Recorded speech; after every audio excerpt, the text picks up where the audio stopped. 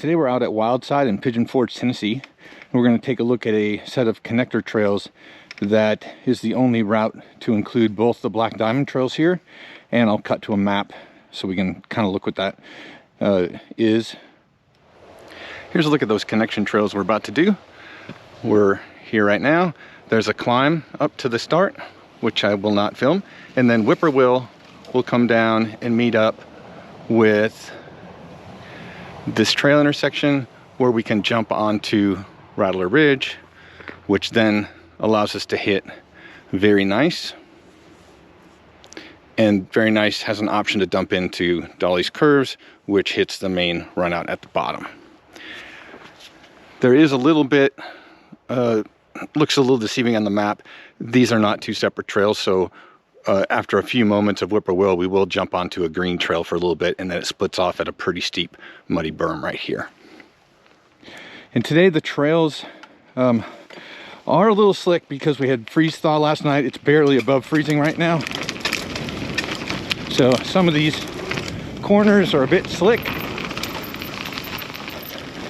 So it's a little tough to hold the speed you want in a couple areas, but not too bad. Here's a quick perspective shot right at the beginning of Whippoorwill. This table, 12 feet across. You can see it's a pretty punchy lip we're looking at here. And then it rolls into that next one, which is also almost exactly 12 feet, maybe 11. And then it rolls out around the corner. And as far as the trail rating goes, I would probably put the Black Diamond stuff here at a blue or a strong blue, maybe, just because the jumps really don't get more than about 12 feet across, and there's really no section of this trail that you couldn't stop at almost any time if you wanted to.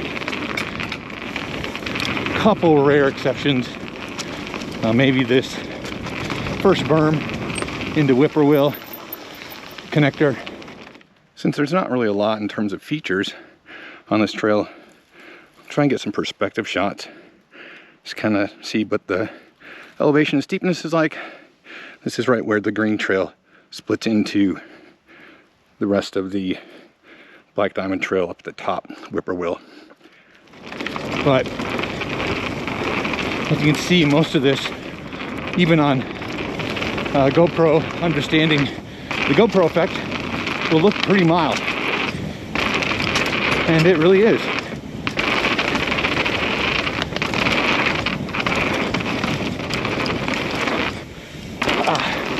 Been trying to get enough speed for that jump all day. Just can't do it. That's probably the biggest one on this line.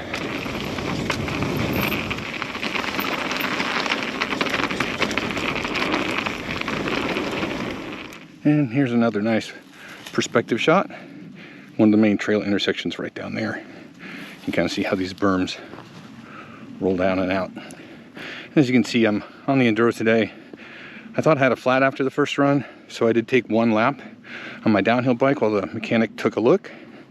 And I will say that downhill bike here is not the move.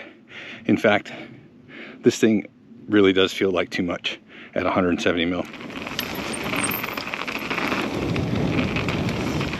So really, mostly just flowy berms with the occasional jump on this top section.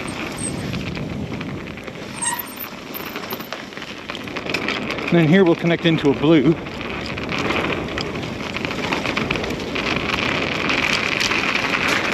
Rattler Ridge, as you can see, which is also pretty flowy. A couple little jumps, but very smooth, just like what we saw up top.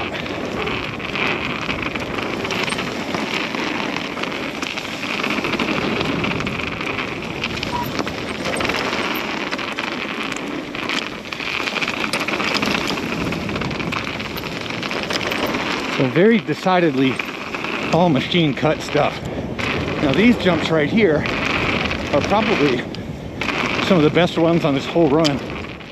As far as trail speed and jump build goes, these two, this one and particularly this one, really felt like the best built jumps for the natural trail speed you have. This one's still only 12 feet across, so nothing big, but it really does jump very nice as you're coming down this line, because you have the speed you need to just give this a nice little pull and clear it comfortably. Because they do fit right in with the natural trail speed. Whereas some of the other ones we'll see down on the lower Black Diamond Trail are pretty awkward. And they're just cut kind of punchy and steep. Now to get to Dolly's Curves, which is the other Black Diamond Trail, you have to take this trail, which is very nice. Ironically, I don't really think it's very nice, but it is a little bit more of a rocky trail surface. It does offer some variety compared to what we've seen so far.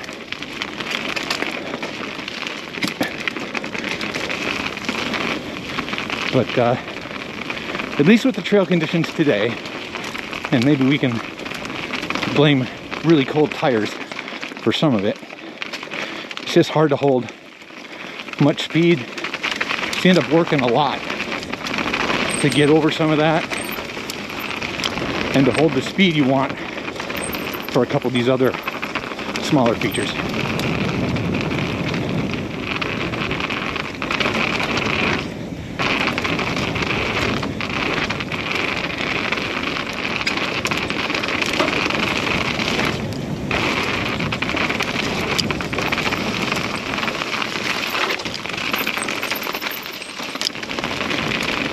And here is the entrance for Dolly's Curves.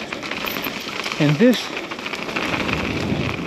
one of those trails that definitely looks a lot more like something made for almost a short travel or dirt jumper style bike, because these things are just so steep and just back-to-back punchy that it's hard to maintain rhythm with a longer, more full travel bike. I'm on a 170 Enduro, and it really feels like too much for this. And then here's where the speed problem comes in. My legs just get so tired from pumping all those that I really can't hold enough speed for these last couple. And here's the common run out that has a nice couple jumps on it, actually.